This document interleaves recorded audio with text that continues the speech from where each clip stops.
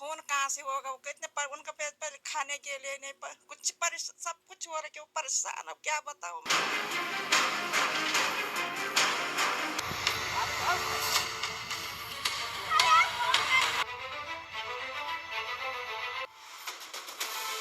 भतीजा। वोट के समय तो बस हमको वोट दो, तब हमारे पैरों में सब पड़ते। आज हमको कोई भी नहीं पूछ रहे। सबने कल उसमें गलत आरोप लगाया जा रहा है कि वो लड़की वहाँ से ये यहाँ पहुँची, कहाँ पहुँची, 5 दिन से वो यहाँ पे बैठी है। ये गलत कर रहे हो बेटा, ये नियम सबके लिए होना चाहिए। ऐसा नहीं कि आज उसने भाई खो दिया। मेरी बेटी ने पति खोया, 5 दिन से मेरी बेटी को कल अकेला भेजा जा रहा था। हेलो दोस्तों, राधे राधे। नए दिन के साथ नए वीडियो की शुरुआत।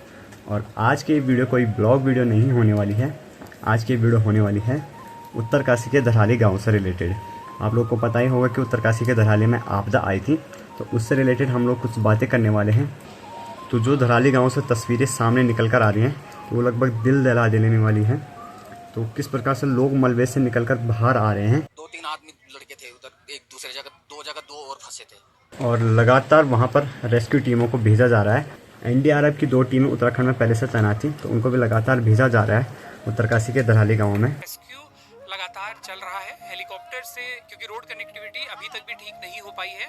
अभी 6 बज रहे हैं और रोड कंडीशंस अभी भी वैसी हैं। मल्टीपल जगह पर ब्लॉकेजेस हैं, पुल बह चुका है, लेकिन हेलीकॉप्टर से लगातार एनडीआरएफ, एसडीआरएफ, वेटनरी और अलग अलग डिपार्टमेंट्स के कुछ लोगों को भेजा जा रहा है वहाँ, और वहाँ से कुछ लोकल्स को रेस्क्यू करके लाया जा रहा है। तो जो वहाँ के लोकल होटल वाले थे, तो उनको रेस्क्यू करके निकाला गया। जिन भाइयों की उस आपदा में जान बच गए, उनको रेस्क्यू करके निकाला गया और उनसे बातें की गई। हम देवपुर में बाहर ही अपने होटल में थे। जब तक हम अंदर जा रहे थे तब तक सीटी बजने लगा। हमने सोचा कि देवता के लिए मार रहे होंगे सीटी, तब तक देखा तो शिवालिक होटल पूरा ढल गया। अच्छा। वो ढला तो उसके बाद शिव कृपा होटल है, वो भी ढल गया। और इन लोकल्स का मानना है कि जैसे ये दिन का खाना खा रहे थे, जो आपदा ये दिन के 1 या 2 बजे के बीच में आई, तो जो लोकल का मानना है, उनका मानना है कि लोग खाना खाकर ही कहीं सोने के लिए कोई अपने अपने कामों पे जा ही रहे थे। तो मतलब इन्हें पता ही नहीं चला कि कब क्या हुआ, इन्हें भागने तक का मौका नहीं मिला। पिछले साल में एक तो मेरे मालिक जी मरे, उनकी बीवी भी मरी, उनका बच्चा भी मरा उसी में सर। रूम में सो रखे थे सर, मैंने आवाज़ मारा सर, वो नीचे नहीं आए सर। अरे वो खाना खा के ऊपर चले गए थे। क्या नाम था उनका? उनका नाम था मुन्ना पवार। पर जितनी भी कनेक्टिविटी थी सारे समाप्त हो चुके हैं, सारे रोड तबाह हो चुके हैं। तो जिस प्रकार से यहाँ पर हेली सुविधाएं शुरू की गई है, हेलीकॉप्टर से रेस्क्यू किया जा रहा है लोगों को, और एनडीआरएफ व अन्य डिपार्टमेंट की टीमें लगी हुई हैं रेस्क्यू करने में। देख रहे हैं चल रहा है, ये जैसे ही पूरा हो जाएगा तो बहुत सारी मशीनरी जो पीछे फंसी हुई है, वो हमारे पास एक्सकेवेटर वगैरह वो अवेलेबल होंगे तो हम निकाल सकते हैं।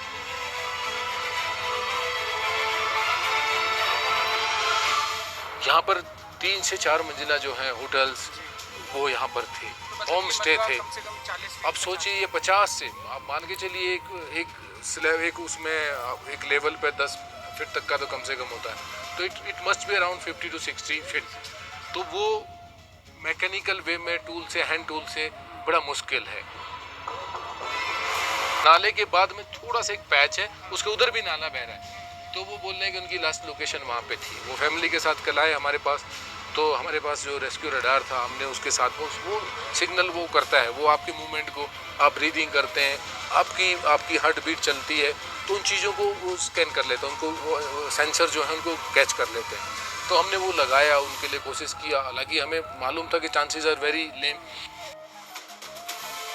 देखिए ये हमारी टॉप प्रायोरिटी, हमारे लिए ह्यूमन रिमेन हो या लाइव विक्टिम, हम पूरा, और इवन एनिमल्स भी हों, हम पूरा प्रॉपर जो है सेम हमारी प्रायोरिटी रहती है।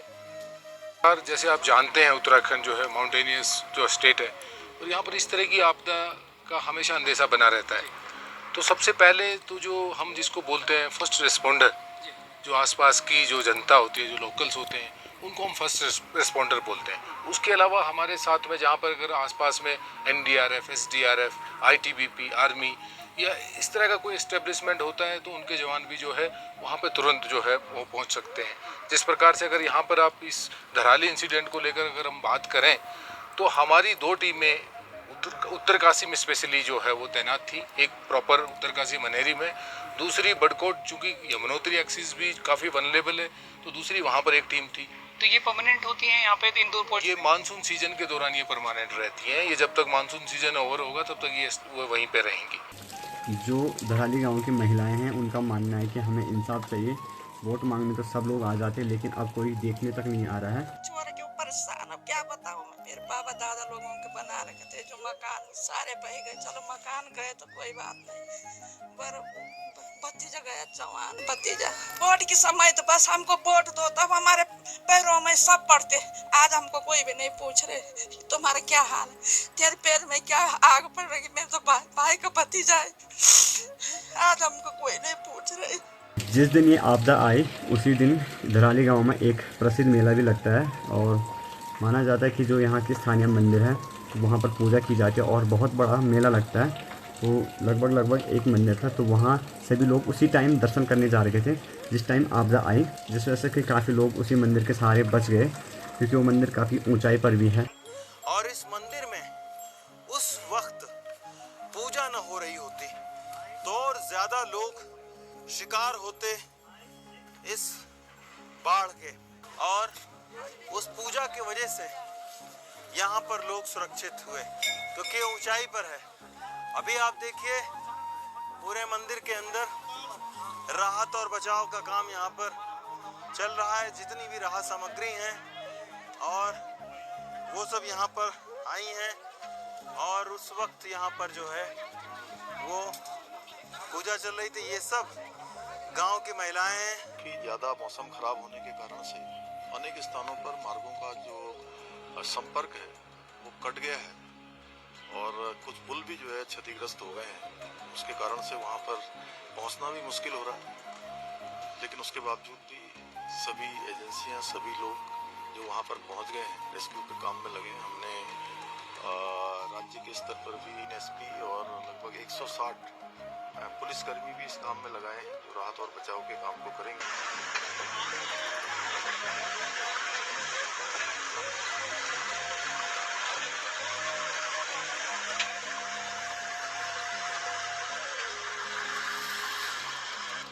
लगातार सभी रेस्क्यू टीमों को यहाँ पर काम पे लगाया गया है और जैसे कि अन्य डिपार्ट के सभी लोग लगातार लगे हुए हैं अपने रेस्क्यू करने में, और इस प्रकार से पुल बनाए जा रहे हैं ताकि यहाँ पर जितने भी मशीनीकरण वो पहुँच सके।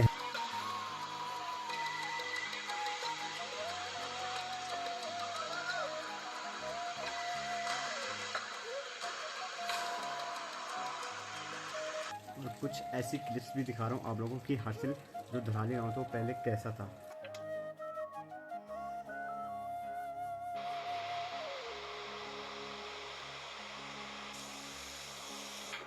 यहाँ से आप थोड़ा हर्सिल वैली के घरों का नज़ारा देख सकते हैं। टावर है यहाँ, दो टावर है यहाँ पर। बीएसएफ की छावनी भी है, तो टेंशन की बात नहीं है।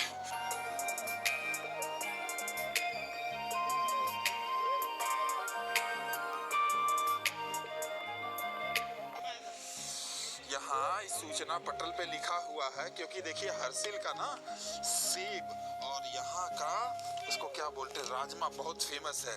तो 19वीं शताब्दी में सबसे पहला क्या बोलते हैं सेब का पेड़ लगाया था कोई ब्रिटिशर थे मिस्टर विल्सन। तब से इस एरिया का सेब मतलब वर्ल्ड फेमस है, तो लाजवाब है। और बाकी सब लिखा है कि शांति सीकिंग पर्सन जो है, सेरेनिटी, ये सब देवदार वृक्ष, ये सब के बीच आपके लिए ये बेस्ट है, हिमालय के बीच छुपा हुआ। और अब जो मैं आप लोगों के सामने तस्वीरें रखने वाला हूँ ये काफ़ी डरावनी भी हैं, दिल दहला देने वाली भी हैं और काफ़ी दर्दनाक भी हैं। देखिए ज़रा क्या हाल हो रखा है धराली गांव का। बोलेरो, ऑल्टो और महिंद्रा, देख लो गैस, महिंद्रा का पूरा छत भरा हुआ है। कितनी ज़्यादा गाड़ियाँ फंसी हुई हैं, कोई अभी जजमेंट भी नहीं कर सकता कि कितनी ज़्यादा गाड़ियाँ फंसी हुई हैं।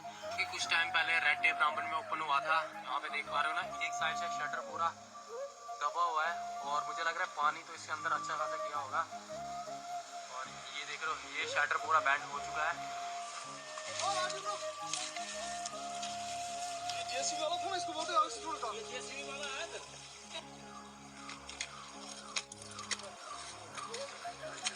लेके मौके पे बिल्कुल डटे हुए हैं और इंतजार कर रहे हैं कि शायद यहाँ की शुरुआत हो।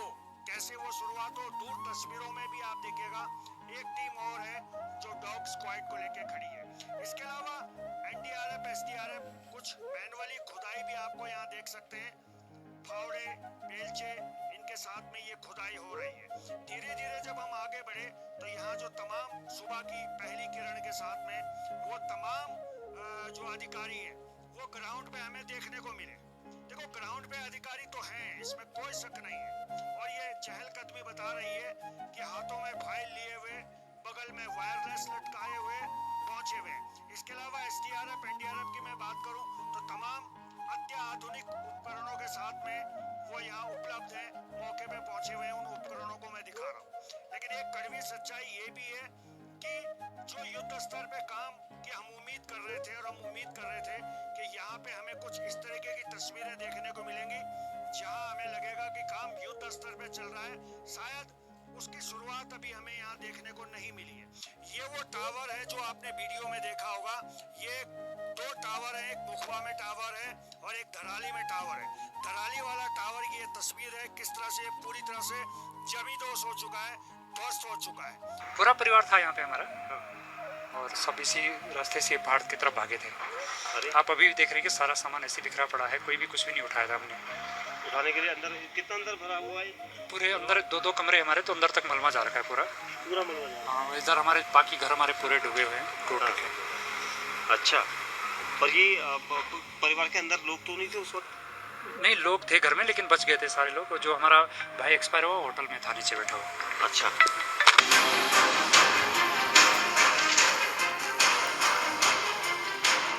जिस धराली कस्बे में कभी 4 धाम यात्रियों और पर्यटकों की हंसी खुशी और रौनक रहती थी, आज वहां सन्नाटा पसरा है।